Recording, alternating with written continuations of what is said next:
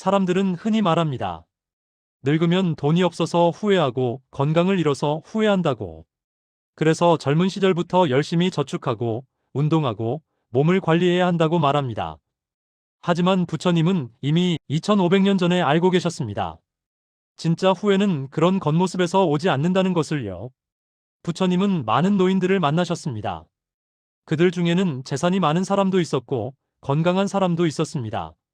하지만 부처님은 그들의 눈빛에서 똑같은 것을 보셨습니다.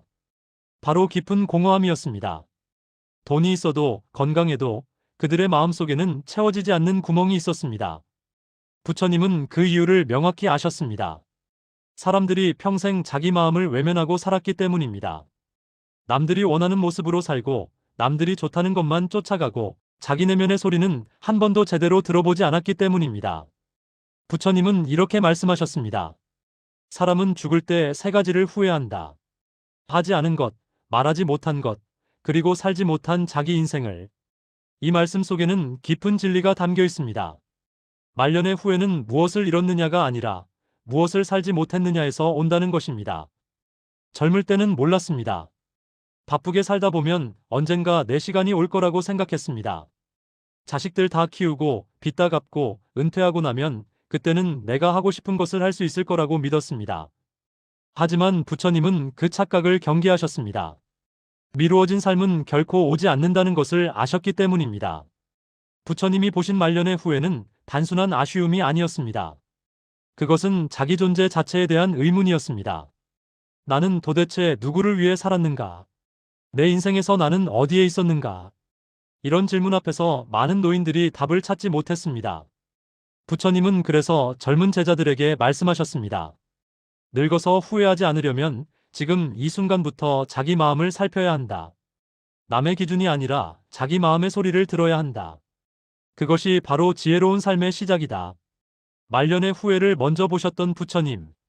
그분의 가르침은 오늘을 사는 우리에게도 여전히 유효합니다. 우리는 지금 어떤 선택을 하고 있습니까? 내 마음을 외면한 채 남들이 원하는 모습으로만 살고 있지는 않습니까? 부처님께서 어느 날 길을 가시다가 한 노인을 만나셨습니다. 그 노인은 큰 저택 앞에 앉아 하염없이 눈물을 흘리고 있었습니다. 부처님이 다가가 물으셨습니다. 무엇이 그리 슬프십니까? 노인이 대답했습니다.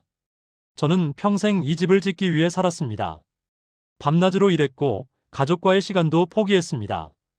그런데 이제 집은 완성되었지만 저는 너무 늙어서 이 집을 제대로 즐길 힘도 없고 함께 살 가족도 없습니다. 부처님은 그 말을 듣고 조용히 말씀하셨습니다. 그대는 집은 얻었지만 삶을 잃었구나. 사람은 잃은 것을 후회하지 않는다. 살지 못한 삶을 후회한다. 이 말씀은 우리에게 중요한 깨달음을 줍니다. 우리는 흔히 무엇을 얻지 못해서 후회한다고 생각합니다. 더 큰 집, 더 많은 돈, 더 높은 지위.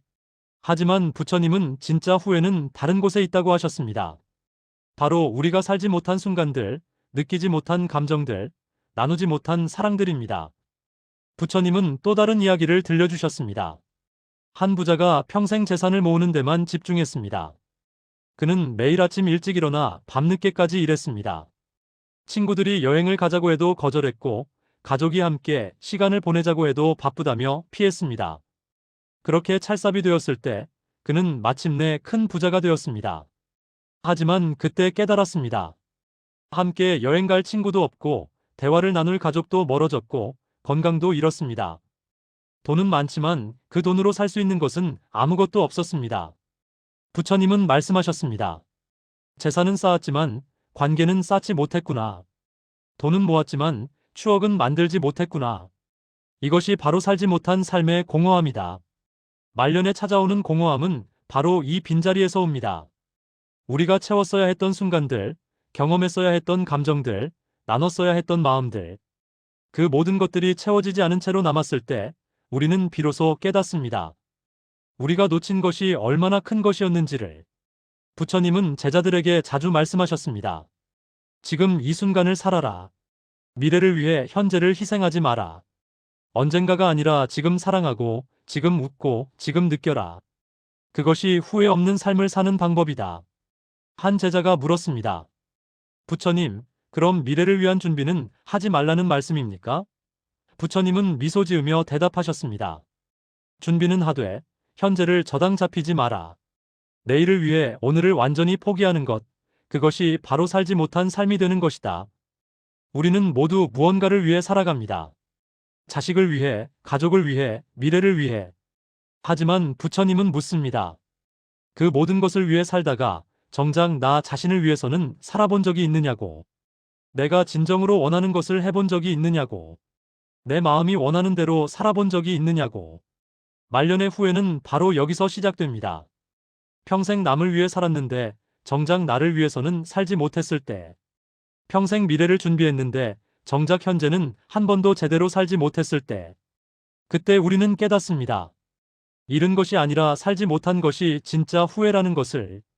부처님은 이렇게 가르치셨습니다. 매일 밤 잠들기 전에 자신에게 물어보라. 오늘 나는 내 삶을 살았는가, 남의 삶을 살았는가? 오늘 나는 내 마음의 소리를 들었는가, 남의 목소리만 들었는가? 그 질문에 정직하게 답할 수 있는 삶, 그것이 바로 후회 없는 삶이다. 부처님 시대에 한 어머니가 있었습니다. 그녀는 젊은 시절부터 오직 자식만을 위해 살았습니다. 자기가 먹고 싶은 것도 참고, 입고 싶은 옷도 포기하고, 모든 것을 자식에게 주었습니다. 자식이 원하는 것이라면 무엇이든 해주려 했고, 자식의 기분을 상하게 할까봐 늘 조심했습니다. 세월이 흘러 자식들은 모두 성장했습니다. 그런데 이상한 일이 일어났습니다. 자식들은 어머니를 존중하지 않았습니다.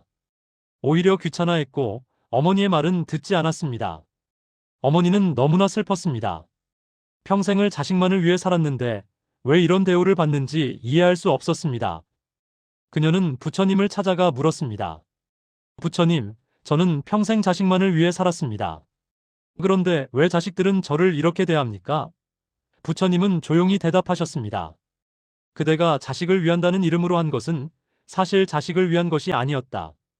그대 자신의 불안을 달래기 위한 것이었다. 부처님의 말씀은 계속되었습니다. 그대는 자식에게 모든 것을 주었지만 정작 자식이 배워야 할 가장 중요한 것은 주지 않았다. 바로 독립심과 책임감이다. 그대가 모든 것을 해주었기에 자식들은 스스로 할 줄 모르게 되었다. 그대가 자신을 희생했기에 자식들은 희생의 무게를 알지 못하게 되었다. 부처님은 부모의 집착을 경계하셨습니다. 부모가 자식을 위한다는 이름으로 자기 인생을 포기하는 것, 그것은 사랑이 아니라 집착이라고 하셨습니다. 진정한 사랑은 상대를 독립된 존재로 존중하고 자신도 독립된 존재로 살아가는 것이라고 가르치셨습니다. 또 다른 이야기가 있습니다. 한 아버지가 평생 자식의 뜻을 따랐습니다. 자식이 원하는 직업을 갖게 하기 위해 빚을 내서라도 교육비를 댔고 자식이 원하는 집을 사주기 위해 자신의 노후 자금까지 털었습니다. 자식이 결혼할 때도 손주가 태어났을 때도 항상 자식의 편의를 먼저 생각했습니다. 하지만 나이가 들어 아프게 되었을 때 자식들은 바쁘다며 병원에 함께 가주지 않았습니다. 외로움을 호소했을 때도 자식들은 각자의 삶이 바쁘다며 자주 찾아오지 않았습니다. 아버지는 그제야 깨달았습니다. 자신이 평생 자식을 위해 희생했지만 정작 자식들은 그것을 당연하게 여기고 있다는 것을. 부처님은 이런 상황을 예견하고 경고하셨습니다. 자식을 위한다는 이름으로 자기 인생을 포기한 선택, 그것이 훗날 가장 깊은 후회가 된다. 왜냐하면 자식은 그 희생을 원하지 않았고 부모는 자신의 삶을 잃었기 때문이다. 부처님은 부모와 자식의 관계에 대해 명확한 가르침을 주셨습니다. 부모는 자식을 사랑하되 자식에게 의존하지 말라. 자식을 돌보되 자식을 통해 자신의 존재 가치를 찾으려 하지 말라. 부모도 하나의 독립된 인생을 살아야 한다. 그것이 자식에게 줄 수 있는 가장 큰 가르침이다. 한 어머니가 부처님께 물었습니다. 그럼 자식을 사랑하지 말라는 말씀입니까? 부처님은 고개를 저으며 말씀하셨습니다. 사랑하되 자신을 잃어버리지 말라는 것이다. 자식을 위해 모든 것을 포기하는 것은 사랑이 아니라 집착이다. 진정한 사랑은 자식도 행복하고 부모도 행복한 것이다. 부처님은 또 이렇게 말씀하셨습니다. 자식은 부모의 소유물이 아니다. 그들은 이 세상을 통과해가는 독립된 영혼이다. 부모의 역할은 그들이 스스로 설 수 있게 돕는 것이지 평생 떠받치고 있는 것이 아니다. 말년에 이르러 많은 부모들이 후회합니다. 자식에게 너무 많이 맞추느라 자신의 꿈을 포기한 것, 자식의 인생만 챙기느라 자신의 인생은 돌보지 못한 것, 그리고 그 모든 희생에도 불구하고 자식들과의 관계가 원만하지 않다는 것을 부처님은 이런 후회를 미리 막기 위해 가르치셨습니다. 자식을 사랑하되 자신도 사랑하라. 자식의 행복을 바라되 자신의 행복도 소중히 여겨라. 자식을 위해 살되 자식만을 위해 살지는 말라. 그것이 부모도 자식도 모두 행복해지는 길이다. 부처님의 가르침은 명확합니다.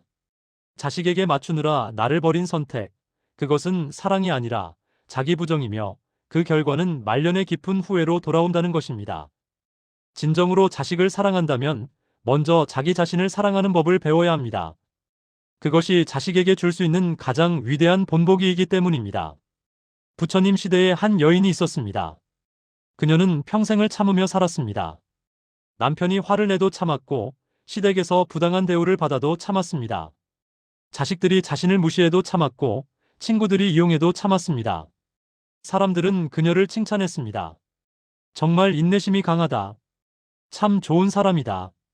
하지만 세월이 흐르면서 이상한 일이 일어났습니다. 그녀의 얼굴에서 웃음이 사라졌습니다. 말수도 줄어들었고 사람들을 만나는 것도 피하게 되었습니다. 그리고 말년에 이르러서는 깊은 우울과 외로움에 빠졌습니다. 어느 날 그녀가 부처님을 찾아와 물었습니다. 부처님, 저는 평생 참고 살았습니다. 착하게 살았습니다. 그런데 왜 이렇게 괴롭습니까? 부처님은 조용히 대답하셨습니다. 그대는 참은 것이 아니다. 억누른 것이다. 참음과 억압은 다르다. 부처님은 말씀을 이어가셨습니다. 내가 말한 인내는 깨어있는 상태에서의 인내다. 자신의 감정을 알아차리고 그것을 지혜롭게 다루는 것이다. 하지만 그대가 한 것은 감정을 억누르고 자신의 목소리를 잠재운 것이다. 그것은 인내가 아니라 자기 부정이다.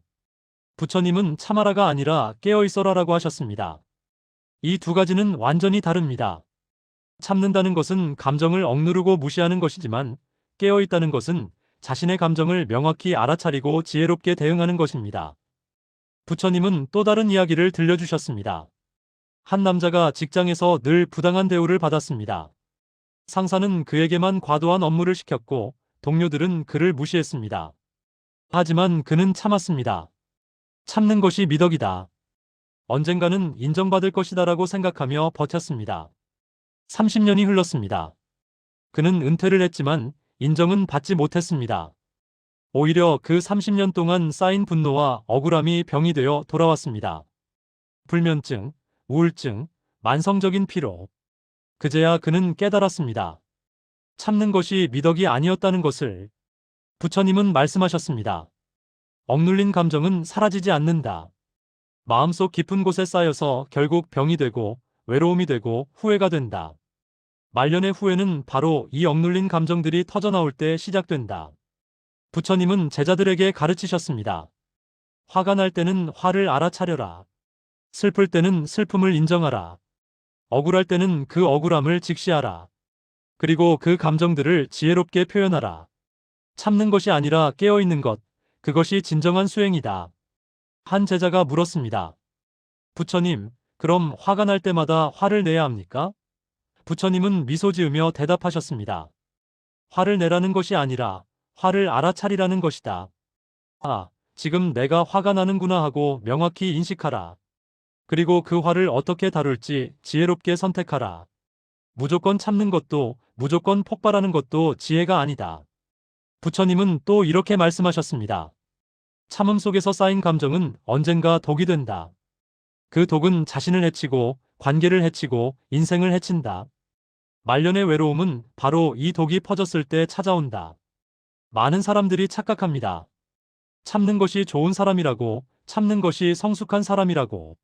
하지만 부처님은 명확히 하셨습니다. 자신의 감정을 억누르고 사는 것은 미덕이 아니라 자기 학대라고. 부처님은 이렇게 가르치셨습니다.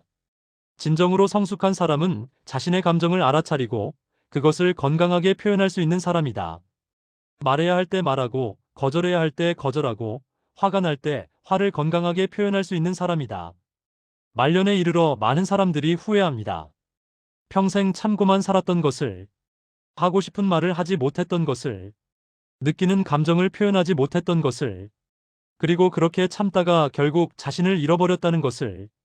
부처님의 가르침은 분명합니다. 참는 것이 미덕이라는 착각에서 벗어나라. 깨어 있어라. 자신의 감정을 알아차리고 그것을 지혜롭게 다루어라. 그것이 말년의 후회를 막는 길이고 진정으로 성숙한 삶을 사는 방법이라고. 부처님께서 어느 마을을 지나가시다가 한 남자를 만나셨습니다. 그 남자는 마을 사람들 모두에게 사랑받는 사람이었습니다. 누가 도움을 청해도 절대 거절하지 않았고 누구에게나 친절했으며 항상 웃는 얼굴이었습니다. 사람들은 그를 이 마을에서 가장 좋은 사람이라고 불렀습니다. 하지만 부처님은 그 남자의 눈빛에서 깊은 피로와 공허함을 보셨습니다. 부처님이 조용히 물으셨습니다. 그대는 행복합니까? 그 남자는 잠시 망설이다가 눈물을 흘렸습니다. 저는 제가 누구인지 모르겠습니다. 평생 남들이 원하는 모습으로만 살았습니다. 부처님은 고개를 끄덕이시며 말씀하셨습니다. 그대는 좋은 사람 병에 걸렸구나. 이것은 자기 마음을 속이는 업이다. 남들에게 좋은 사람으로 보이기 위해 자기 자신을 배신하는 업이다. 부처님은 좋은 사람 병을 경계하셨습니다. 왜냐하면 그것은 진정한 선함이 아니라 인정에 대한 갈망이기 때문입니다. 진정으로 선한 사람은 자기 자신에게도 솔직한 사람입니다. 하지만 좋은 사람 병에 걸린 사람은 자기 자신을 속이면서까지 남들에게 좋게 보이려 합니다. 부처님은 말씀하셨습니다. 늘 좋은 사람으로만 살았던 이들은 말년에 가장 큰 공허함을 느낀다. 왜냐하면 평생 자기 자신을 살지 못했기 때문이다. 남들이 원하는 모습만 연기했기 때문이다. 한 여인의 이야기가 있습니다. 그녀는 평생 모든 사람에게 좋은 사람이려고 노력했습니다. 친구가 돈을 빌려달라고 하면 자신이 어려워도 빌려주었고, 동료가 일을 떠넘기면 자신의 일이 밀려도 받아주었습니다. 가족이 무리한 요구를 해도 거절하지 못했습니다. 사람들은 그녀를 칭찬했습니다. 정말 착한 사람이다. 마음이 넓은 사람이다. 하지만 그녀 자신은 점점 지쳐갔습니다. 자기 시간도, 자기 돈도, 자기 에너지도 모두 남에게 주고 나니 자신을 위한 것은 아무것도 남지 않았습니다. 세월이 흘러 그녀가 늙었을 때 놀라운 일이 일어났습니다. 그녀가 도움을 요청했을 때 아무도 나서지 않았습니다. 평생 도와주었던 사람들은 각자 바쁘다며 외면했습니다. 그녀는 그제야 깨달았습니다. 자신이 평생 쌓은 것은 진정한 관계가 아니라 일방적인 희생이었다는 것을. 부처님은 이런 상황을 예견하고 경고하셨습니다. 좋은 사람으로만 살면 말년에 남는 것은 인정이 아니라 공허함 뿐이다. 왜냐하면 사람들은 그대의 선함을 기억하지 않고 그대가 해준 것을 당연하게 여기기 때문이다. 부처님은 제자들에게 말씀하셨습니다.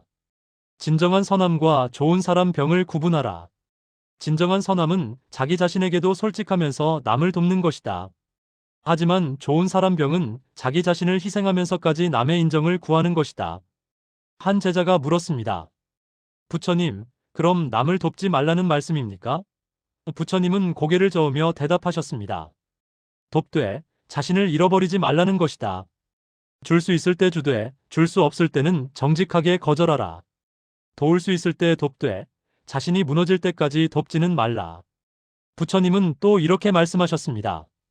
좋은 사람 병에 걸린 사람들은 거절하는 법을 모른다. 그들은 아니오라고 말하는 것이 나쁜 것이라고 착각한다. 하지만 진정으로 성숙한 사람은 거절할 줄 안다. 자기 한계를 알고 그것을 솔직하게 표현할 줄 안다. 부처님은 좋은 사람 병의 뿌리가 무엇인지 아셨습니다. 그것은 자기 자신에 대한 불안감입니다. 내가 좋은 사람이 아니면 사람들이 나를 사랑하지 않을 것이다라는 두려움. 내가 도와주지 않으면 사람들이 나를 떠날 것이다라는 불안감. 부처님은 말씀하셨습니다. 그 불안감은 착각에서 온다. 진정한 관계는 내가 무엇을 해주느냐가 아니라 내가 누구인가에 기반한다. 너를 내 자신의 모습 그대로 사랑하는 사람들이 진짜 사람들이다. 말년에 이르러 많은 사람들이 후회합니다. 평생 좋은 사람으로만 살려고 애썼던 것을, 자기 자신을 속이면서까지 남의 인정을 구했던 것을, 그리고 그렇게 살았는데도 결국 외롭다는 것을. 부처님의 가르침은 명확합니다. 좋은 사람 병에서 벗어나라. 자기 자신에게 정직해지라. 줄 수 있을 때 주되 줄 수 없을 때는 거절하라. 그것이 진정한 선함이고 말년에 후회하지 않는 삶의 방식이라고. 부처님께서 한 노인을 만나셨습니다. 그 노인은 길거리에서 방황하고 있었습니다. 부처님이 물으셨습니다. 어디로 가십니까? 노인이 대답했습니다. 저도 모르겠습니다. 제가 어디로 가야 하는지, 무엇을 해야 하는지 모르겠습니다. 부처님이 다시 물으셨습니다. 평생 무엇을 하며 사셨습니까? 노인이 대답했습니다. 부모님이 원하시는 직업을 가졌고, 사회가 성공이라고 말하는 것들을 이뤘습니다. 남들이 부러워하는 삶을 살았습니다. 하지만 지금 와서 보니 그 모든 것이 제 것이 아니었습니다. 부처님은 조용히 말씀하셨습니다. 그대는 길을 잃은 것이 아니다. 처음부터 자기 길을 걸어본 적이 없었다. 남의 기준으로 살았기에 지금 자기 기준을 찾지 못하는 것이다. 부처님은 길을 잃는 이유를 명확히 아셨습니다. 그것은 자기 기준이 없기 때문입니다. 평생 남들이 말하는 성공, 남들이 바라는 모습, 남들이 인정하는 길만 걸어왔기에 정작 자기 자신이 원하는 것이 무엇인지 모르게 되는 것입니다. 부처님은 말씀하셨습니다. 말년에 방황하는 사람들은 대부분 평생 남의 기준으로 살아온 사람들이다. 그들은 사회가 정한 성공의 사다리를 올라갔지만 정작 그 사다리가 자기가 원하는 건물에 기대어 있는지는 확인하지 않았다. 한 남자의 이야기가 있습니다. 그는 명문대를 나와 대기업에 들어갔습니다. 부모님이 원하시는 길이었고 사회가 인정하는 성공이었습니다. 그는 열심히 일했고 승진했고 돈도 많이 벌었습니다. 남들이 보기에 성공한 인생이었습니다. 하지만 60세가 되어 은퇴했을 때 그는 혼란스러웠습니다. 이제 뭘 해야 하지? 내가 진짜 좋아하는 게 뭐지? 평생 회사가 시키는 일, 사회가 요구하는 역할만 해왔기에 정작 자기 자신이 무엇을 원하는지 알 수 없었습니다. 부처님은 이런 상황을 예견하고 경고하셨습니다. 자기 기준 없이 사는 것은 뿌리 없는 나무와 같다. 겉으로는 서 있는 것처럼 보이지만 바람이 불면 쓰러진다. 말년이라는 바람이 불 때 자기 기준이 없는 사람은 무너진다. 부처님은 제자들에게 자주 말씀하셨습니다. 세상에는 많은 기준이 있다. 부모의 기준, 사회의 기준, 친구의 기준. 하지만 가장 중요한 것은 자기 자신의 기준이다. 내가 진정으로 가치 있다고 여기는 것이 무엇인지, 내가 진정으로 원하는 삶이 무엇인지 찾아야 한다. 한 제자가 물었습니다. 부처님, 그럼 남들의 의견은 무시해야 합니까? 부처님은 대답하셨습니다. 듣되 맹목적으로 따르지는 말라. 참고는 하되 그것이 내 기준이 되게 하지는 말라. 최종 결정은 항상 내 내면의 목소리를 듣고 해야 한다. 부처님은 또 이렇게 말씀하셨습니다. 남의 기준으로 사는 삶의 문제는 끝이 없다는 것이다. 부모를 만족시키면 사회가 요구하고, 사회를 만족시키면 배우자가 요구하고, 배우자를 만족시키면 자식이 요구한다. 평생 남의 기준을 쫓다가 결국 자기 자신을 잃어버린다. 부처님은 자기 기준을 찾는 방법도 가르치셨습니다. 매일 자신에게 물어라. 오늘 나는 무엇을 원하는가? 이 선택이 내 마음에서 나온 것인가? 남의 기대에서 나온 것인가?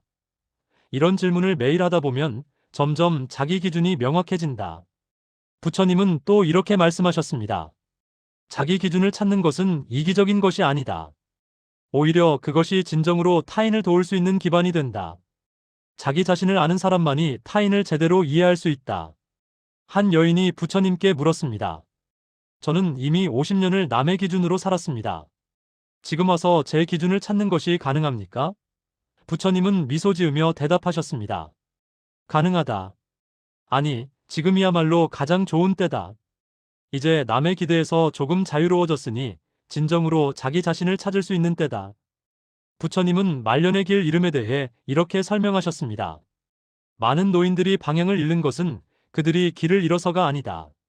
그들이 평생 자기 길을 걸어본 적이 없기 때문이다. 남들이 만들어 놓은 길만 걸었기 때문이다. 말년에 이르러 많은 사람들이 후회합니다. 평생 남의 기준으로 살았던 것을, 사회가 말하는 성공만 쫓았던 것을, 정작 자기 자신이 원하는 것은 한 번도 제대로 찾아보지 않았던 것을. 부처님의 가르침은 분명합니다. 남의 기준으로 살면 늙어서 길을 잃는다. 지금부터라도 자기 기준을 찾아라. 내가 진정으로 가치 있다고 여기는 것이 무엇인지, 내가 진정으로 원하는 삶이 무엇인지 찾아라. 그것이 말년에 방황하지 않는 유일한 길이라고. 부처님께서 한 노인을 만나셨습니다. 그 노인은 70세가 넘었지만 여전히 모든 일에 남의 허락을 구했습니다. 자식에게 내가 이것 좀 해도 될까? 라고 물었고, 친구에게 내가 이렇게 말해도 괜찮을까? 라고 물었습니다. 심지어 식당에서 음식을 주문할 때도 옆 사람의 눈치를 봤습니다. 부처님이 물으셨습니다. 그대는 왜 그렇게 허락을 구하십니까? 노인이 대답했습니다. 제가 잘못된 선택을 할까봐, 남들에게 피해를 줄까봐, 미움받을까봐 두렵습니다. 부처님은 조용히 말씀하셨습니다. 그대의 몸은 늙었지만 마음은 아직도 어린아이처럼 허락을 구하고 있구나. 부처님은 진짜 노화가 어디서 시작되는지 아셨습니다. 그것은 몸이 아니라 마음에서 시작됩니다. 몸은 늙어도 마음이 자유로우면 그 사람은 젊습니다. 하지만 몸이 젊어도 마음이 늘 허락을 구하고 눈치를 본다면 그 사람은 이미 늙은 것입니다. 부처님은 말씀하셨습니다. 진정한 노화는 나이가 들어서 오는 것이 아니다. 자기 결정권을 잃어버렸을 때 온다. 하고 싶은 말도 쉬고 싶은 선택도 아직 남의 눈치를 보는 마음, 그것이 바로 말년의 고통이다. 한 여인의 이야기가 있습니다. 그녀는 80세가 넘었지만 여전히 자식들의 눈치를 봤습니다. 자기가 먹고 싶은 것도 애들이 뭐라 할까 하며 참았고, 가고 싶은 곳도 애들이 걱정할까 하며 포기했습니다. 하루 일과조차 자식들이 어떻게 생각할지를 먼저 고려했습니다. 어느 날 그녀가 부처님을 찾아와 물었습니다. 부처님, 저는 왜 이렇게 불행합니까? 자식들도 잘 되고 건강도 괜찮은데 왜 이렇게 답답합니까? 부처님은 대답하셨습니다. 그대는 평생 자기 허락 없이 살았기 때문이다. 늘 남의 허락만 구하고 자기 자신에게는 허락을 주지 않았기 때문이다. 부처님은 이렇게 설명하셨습니다. 어린아이는 부모의 허락이 필요하다. 그것은 자연스러운 일이다. 하지만 어른이 되어서도 노인이 되어서도 여전히 허락을 구한다면 그것은 마음이 성장하지 못한 것이다. 부처님은 제자들에게 말씀하셨습니다. 나이가 들수록 더 자유로워져야 한다. 젊을 때는 사회의 틀 안에서 살아야 할 때도 있다. 하지만 나이가 들면 그 틀에서 조금씩 자유로워질 수 있다. 그런데 많은 노인들은 오히려 더 많은 눈치를 보고 더 많은 허락을 구한다. 그것이 말년의 비극이다. 한 제자가 물었습니다. 부처님, 그럼 노인이 되면 제멋대로 살라는 말씀입니까? 부처님은 고개를 저으며 대답하셨습니다. 제멋대로가 아니라 자기답게 사는 것이다. 남에게 피해를 주지 않는 범위 내에서 자기가 원하는 대로 살 권리가 있다. 그것을 행사하는 것이 제멋대로가 아니라 성숙함이다. 부처님은 또 이렇게 말씀하셨습니다. 하고 싶은 말을 하지 못하고 삼키는 것, 쉬고 싶을 때 쉬지 못하고 참는 것, 가고 싶은 곳을 가지 못하고 포기하는 것. 이 모든 것이 쌓이면 마음에 병이 생긴다. 말년의 우울증, 무기력함은 대부분 여기서 온다. 부처님은 마음의 자유에 대해 가르치셨습니다. 진정한 자유는 남의 허락을 구하지 않는 것이다. 물론 남의 의견을 듣고 참고할 수는 있다. 하지만 최종 결정은 자기 자신이 하는 것이다. 그것이 성숙한 어른의 모습이다. 한 노인이 부처님께 물었습니다. 하지만 자식들이 걱정할 텐데 어떻게 제 마음대로 할 수 있습니까? 부처님은 대답하셨습니다. 자식의 걱정과 그대의 삶은 다른 것이다. 자식이 걱정하더라도 그대에게는 그대 삶을 살 권리가 있다. 진정으로 자식을 사랑한다면 그대가 행복한 모습을 보여주는 것이 최고의 선물이다. 부처님은 말씀하셨습니다. 많은 노인들이 자식 눈치를 보며 산다. 그리고 그것을 사랑이라고 착각한다. 하지만 진정한 사랑은 서로의 독립성을 존중하는 것이다. 부모도 자기 삶을 살고 자식도 자기 삶을 사는 것이다. 부처님은 또 이렇게 경고하셨습니다. 평생 허락을 구하며 산 사람은 말년에 자기가 누구인지 모르게 된다. 늘 남의 기준으로만 살았기에 자기 기준이 무엇인지 알 수 없다. 늘 남의 허락만 구했기에 자기 허락은 어떻게 주는지 모른다. 말년에 이르러 많은 사람들이 후회합니다. 평생 눈치만 보며 살았던 것을, 하고 싶은 말도 못하고 하고 싶은 일도 못하고 늘 허락만 구하며 살았던 것을, 그리고 그렇게 살다가 정작 자기 자신은 잃어버렸다는 것을. 부처님의 가르침은 명확합니다. 몸은 늙어도 마음만큼은 자유로워야 한다. 이제는 허락을 구하는 것을 멈추고 자기 자신에게 허락을 주어라. 하고 싶은 말을 하고 하고 싶은 일을 하고 자기답게 사는 것. 그것이 진정한 노년의 지혜이고 말년에 후회하지 않는 삶의 방식이라고. 부처님 시대에 한 상인이 있었습니다. 그는 평생 성실하게 일했고 많은 재산을 모았습니다. 하지만 그가 한 모든 선택은 남을 위한 것이었습니다. 부모가 원하는 사업을 했고 아내가 원하는 집을 샀고 자식이 원하는 교육을 시켰습니다. 70세가 되었을 때 그는 문득 깨달았습니다. 자기 인생에서 자기를 위해 한 선택이 하나도 없다는 것을, 모든 것이 남을 위한 남이 원하는 선택이었다는 것을. 그는 부처님을 찾아가 물었습니다. 부처님, 저는 왜 이렇게 공허합니까? 부처님은 조용히 대답하셨습니다. 그대는 자기 인생을 남에게 주었기 때문이다. 이것은 자기 인생을 남에게 준 업이라 부른다. 그대가 산 인생은 그대 것이 아니었다. 그래서 결과도 그대 것이 아닌 것이다. 부처님은 이 업에 대해 분명히 경고하셨습니다. 자기 삶을 남에게 맡기면 그 결과 또한 남이 가져간다. 그대가 희생한 시간, 그대가 포기한 꿈, 그대가 억눌렀던 욕구, 이 모든 것의 대가는 남이 받고 그대에게 남는 것은 공허함 뿐이다. 부처님은 왜 사람들이 자기 인생을 남에게 주는지 아셨습니다. 그것은 두려움 때문입니다. 혼자 결정하는 것이 두렵고 남들이 뭐라 할까봐 두렵고 실패할까봐 두렵습니다. 그래서 결정의 책임을 남에게 넘기고 남이 원하는 대로 삽니다. 부처님은 말씀하셨습니다. 하지만 그 두려움을 피하기 위해 자기 인생을 포기하면 결국 더 큰 두려움을 만나게 된다. 바로 나는 도대체 누구인가라는 근원적인 두려움이다. 한 여인의 이야기가 있습니다. 그녀는 평생 남편의 뜻을 따랐습니다. 남편이 원하는 곳으로 이사했고, 남편이 원하는 방식으로 자식을 키웠고, 남편이 원하는 생활 방식을 따랐습니다. 그녀는 우리 남편이 원해서라는 말을 입버릇처럼 했습니다. 남편이 세상을 떠난 후 그녀는 완전히 방향을 잃었습니다. 무엇을 먹을지, 어디로 갈지, 무엇을 할지 스스로 결정할 수가 없었습니다. 평생 남편의 결정만 따라왔기에 자기 자신의 결정 능력을 잃어버린 것입니다. 부처님은 이런 상황을 예견하고 경고하셨습니다. 자기 인생을 남에게 맡긴 사람은 그 사람 없이는 살 수 없게 된다. 마치 목발에 의지한 사람이 목발 없이는 걸을 수 없는 것처럼 자기 결정권을 포기한 사람은 홀로 설 수 없게 된다. 부처님은 제자들에게 말씀하셨습니다. 인생의 모든 선택에는 책임이 따른다. 그 책임이 두렵다고 해서 선택권을 남에게 넘기면 결과도 남이 가져간다. 성공하면 그 기쁨은 남이 누리고 실패하면 그 후회는 그대가 짊어지게 된다. 한 제자가 물었습니다. 부처님, 그럼 남의 조언은 듣지 말아야 합니까? 부처님은 대답하셨습니다. 조언은 듣되 결정은 내가 해야 한다. 남의 의견을 참고하는 것과 남에게 결정권을 넘기는 것은 완전히 다르다. 전자는 지혜이고 후자는 책임 회피다. 부처님은 또 이렇게 말씀하셨습니다. 자기 인생을 남에게 준 사람들은 말년에 원망하게 된다. 내가 저 사람 때문에 이렇게 살았는데라고 원망한다. 하지만 부처님은 명확히 하신다. 그것은 그 사람 잘못이 아니다. 자기 선택권을 포기한 그대 자신의 잘못이다. 부처님은 자기 인생을 사는 방법을 가르치셨습니다. 매일 아침 일어나서 자신에게 물어라. 오늘 나는 내 인생을 살 것인가, 남의 인생을 살 것인가? 그리고 작은 것부터라도 자기 선택을 시작하라. 오늘 무엇을 먹을지, 무엇을 입을지 작은 것부터 스스로 결정하라. 부처님은 또 이렇게 말씀하셨습니다. 자기 인생을 산다는 것은 이기적인 것이 아니다. 오히려 그것이 타인을 진정으로 사랑하는 방법이다.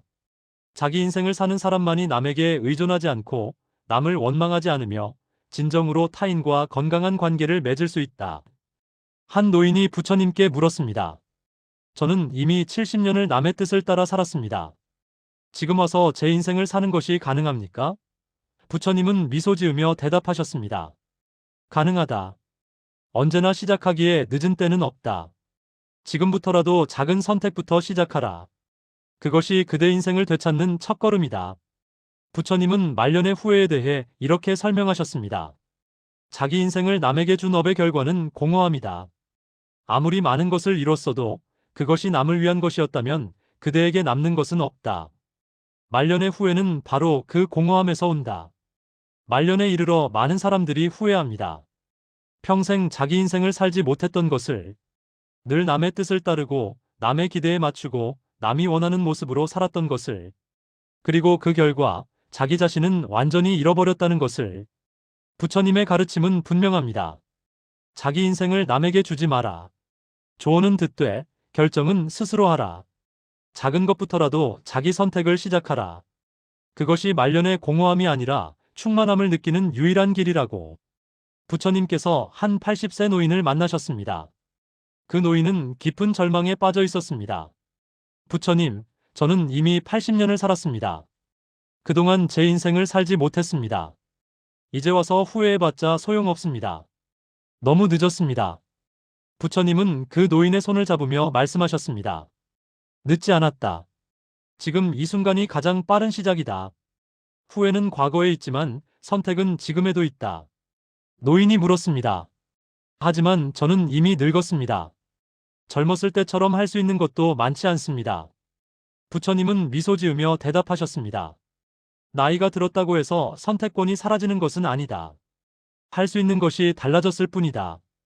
지금 할 수 있는 것을 하는 것, 그것이 진정한 지혜다.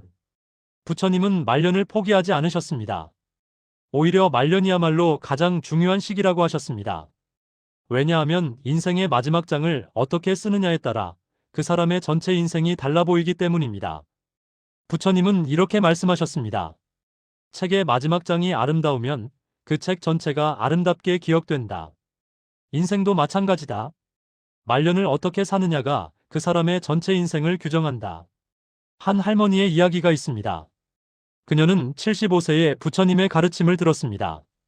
그동안 평생 남편과 자식만을 위해 살았고 자기 자신은 완전히 잃어버린 상태였습니다. 하지만 부처님의 말씀을 듣고 용기를 냈습니다. 그녀는 75세의 나이에 처음으로 자기를 위한 선택을 시작했습니다. 평생 하고 싶었던 그림을 배우기 시작했고 가고 싶었던 곳을 여행하기 시작했습니다. 자식들이 뭐라 하더라도 자기 마음을 먼저 들었습니다. 5년이 지난 후 그녀의 삶은 완전히 달라졌습니다. 얼굴에 생기가 돌았고 눈빛이 살아났습니다. 자식들도 놀랐습니다. 엄마가 이렇게 행복해하는 모습을 처음 본다고 했습니다. 그녀는 부처님께 감사하며 말했습니다. 부처님이 늦지 않았다고 하셔서 저도 용기를 낼 수 있었습니다. 부처님은 말씀하셨습니다. 나이는 숫자일 뿐이다. 진정한 나이는 마음에서 온다. 80세라도 새로운 것을 시작할 수 있는 마음을 가진 사람은 젊은 것이고 20세라도 이미 포기한 마음을 가진 사람은 늙은 것이다. 부처님은 제자들에게 자주 말씀하셨습니다. 사람들은 늙으면 변할 수 없다고 생각한다. 하지만 그것은 착각이다. 나이와 상관없이 사람은 언제든 변할 수 있다. 단지 변하려는 마음만 있으면 된다. 한 제자가 물었습니다. 부처님, 그럼 90세에도 새로운 것을 시작할 수 있습니까? 부처님은 웃으며 대답하셨습니다. 물론이다. 100세에도 가능하다. 중요한 것은 나이가 아니라 마음이다. 나는 아직 할 수 있다는 마음이 있으면 무엇이든 가능하다. 부처님은 또 이렇게 말씀하셨습니다. 많은 노인들이 이미 늦었다며 포기한다. 하지만 그들이 포기하는 것은 새로운 시작이 아니라 자기 자신이다. 늦지 않았다고 믿는 순간 새로운 가능성이 열린다. 부처님은 실질적인 조언도 주셨습니다. 작은 것부터 시작하라. 거창한 변화가 아니라 작은 변화부터. 오늘 하루만이라도 자기 마음을 먼저 살피는 것. 그것이 시작이다. 한 노인이 부처님께 물었습니다. 하지만 주변 사람들이 뭐라고 하면 어떻게 합니까? 부처님은 대답하셨습니다. 주변 사람들의 반응은 그들의 문제다. 그대의 인생은 그대 것이다. 그대가 행복해지는 것을 반대하는 사람이 있다면 그 사람은 진정으로 그대를 사랑하는 사람이 아니다. 부처님은 말년의 변화가 가져오는 힘에 대해 말씀하셨습니다. 말년에 자기 자신을 찾는 사람은 주변에 큰 영향을 미친다. 자식들에게는 나이가 들어도 인생을 살 수 있다는 본보기가 되고 같은 또래의 친구들에게는 용기를 주는 존재가 된다. 부처님은 또 이렇게 말씀하셨습니다. 후회는 과거를 바꿀 수 없다. 하지만 선택은 미래를 바꿀 수 있다. 지금 이 순간부터 다르게 선택하면 앞으로의 시간이 달라진다. 그것이 바로 희망이다. 한 할아버지가 부처님께 물었습니다. 저는 이미 너무 많은 후회를 했습니다. 이 후회에서 어떻게 벗어날 수 있습니까? 부처님은 대답하셨습니다. 후회를 없애려고 하지 마라. 대신 새로운 선택으로 채워라. 과거는 바꿀 수 없지만 지금부터는 바꿀 수 있다. 그 새로운 선택들이 쌓이면 후회의 무게가 점점 가벼워진다. 부처님은 마지막으로 이렇게 말씀하셨습니다. 늦지 않았다는 것을 믿어라. 지금 이 순간이 가장 빠른 시작이라는 것을 기억하라. 한 걸음씩 걷기 시작하면 어느새 길이 보이기 시작한다. 말년에 이르러 많은 사람들이 포기합니다. 이미 늦었다고, 이제 와서 뭘 하겠느냐고. 하지만 부처님은 그들에게 말씀하십니다. 늦지 않았다고. 지금 이 순간이 가장 빠른 시작이라고. 작은 것부터라도 시작하라고. 부처님의 가르침은 희망입니다. 나이와 상관없이, 과거와 상관없이 지금 이 순간부터 우리는 다르게 선택할 수 있습니다. 그 선택이 쌓이면 말년은 후회가 아니라 충만함으로 채워질 수 있습니다. 부처님께서 생의 마지막을 앞두고 제자들을 모아놓고 말씀하셨습니다. 제자들은 슬픔에 잠겨 있었지만 부처님은 평온했습니다. 그리고 마지막 가르침을 주셨습니다. 너희들에게 마지막으로 가장 중요한 말을 하겠다. 오늘 하루라도 내 마음을 먼저 살피면 그 인생은 실패하지 않는다. 제자들이 물었습니다. 부처님, 그 말씀의 의미가 무엇입니까? 부처님은 천천히 설명하셨습니다. 사람들은 성공과 실패를 외부의 기준으로 판단한다. 돈을 많이 벌었는가, 높은 지위에 올랐는가, 남들이 인정하는가. 하지만 진정한 성공과 실패는 다른 곳에 있다. 부처님은 말씀을 이어가셨습니다. 진정한 성공은 자기 마음과 조화롭게 사는 것이다. 매일 아침 일어나서 자기 마음을 먼저 살피는 것. 오늘 나는 무엇을 원하는가? 내 마음은 어떤 상태인가? 나는 지금 행복한가? 이런 질문을 하고 그 답을 귀담아 듣는 것이다. 한 제자가 물었습니다. 부처님, 그럼 남들은 신경 쓰지 말라는 말씀입니까? 부처님은 고개를 저으며 대답하셨습니다. 남들을 신경 쓰되 그것이 전부가 되게 하지는 말라는 것이다. 자기 마음을 먼저 살피고 그 다음에 남들을 배려하라. 순서가 중요하다. 부처님은 말년의 후회를 피하는 단 하나의 선택에 대해 말씀하셨습니다. 말년에 후회하지 않으려면 오늘부터 자기 자신을 선택해야 한다. 자식도 중요하고 배우자도 중요하고 부모도 중요하다. 하지만 자기 자신도 그만큼 중요하다는 것을 잊지 마라. 부처님은 이렇게 설명하셨습니다.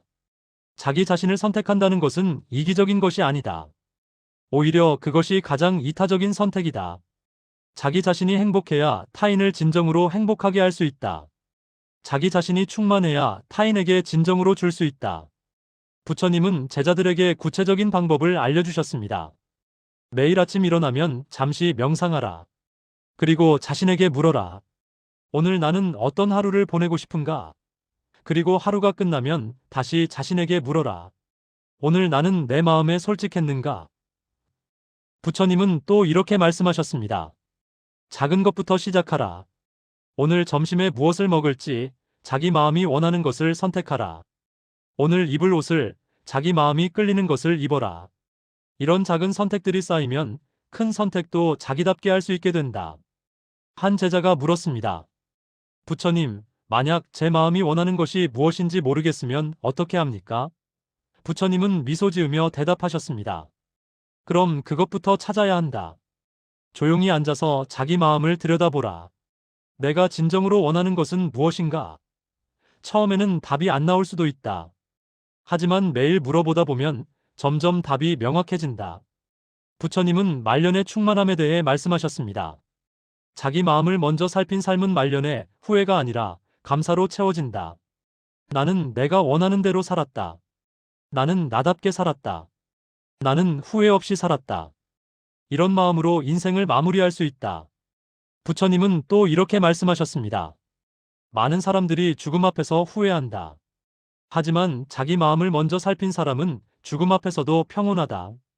왜냐하면 그들은 이미 자기 인생을 다 살았기 때문이다. 부처님은 제자들을 하나하나 바라보며 말씀하셨습니다. 너희들이 늙었을 때 후회하지 않기를 바란다. 그러려면 지금부터 자기 마음을 먼저 살펴야 한다. 오늘 하루라도 자기 마음에 솔직하게 살아라. 그것이 내가 너희에게 주는 마지막 가르침이다. 한 제자가 눈물을 흘리며 물었습니다. 부처님, 부처님께서는 후회 없이 사셨습니까? 부처님은 평온하게 미소 지으며 대답하셨습니다. 나는 매일 내 마음을 먼저 살폈다. 그래서 후회가 없다. 나는 내가 원하는 대로 살았고, 나는 나답게 살았다. 부처님의 마지막 말씀이 이어졌습니다. 이제는 나를 선택하는 것이다. 자식도, 배우자도, 부모도, 친구도 중요하다. 하지만 자기 자신도 그만큼 중요하다. 아니, 어쩌면 더 중요할 수도 있다. 왜냐하면 자기 자신을 잃어버리면 타인도 제대로 사랑할 수 없기 때문이다. 부처님은 숨을 거두기 직전 마지막으로 이렇게 말씀하셨습니다. 너희 모두 행복하기를 바란다. 그리고 기억하라. 행복은 밖에서 오는 것이 아니라 안에서 온다. 자기 마음을 먼저 살피고 자기 자신을 먼저 선택하라. 그것이 말년에 후회하지 않는 유일한 길이다. 부처님의 가르침은 오늘도 우리에게 전해집니다. 말년의 후회를 피하는 단 하나의 선택. 그것은 바로 나를 선택하는 것입니다. 오늘 하루라도 내 마음을 먼저 살피고 내가 원하는 대로 살고 나답게 사는 것입니다. 이제는 나를 선택할 때입니다. 자식에게 맞추느라 나를 버리지 말고 좋은 사람으로만 보이려 나를 속이지 말고 남의 기준으로 살며 나를 잃어버리지 마십시오. 부처님은 우리에게 말씀하십니다. 늦지 않았다고. 지금 이 순간이 가장 빠른 시작이라고. 오늘부터, 지금부터 나를 선택하십시오. 그것이 말년에 후회하지 않는 부처님이 가르쳐 주신 지혜의 길입니다. 시청해 주셔서 감사합니다.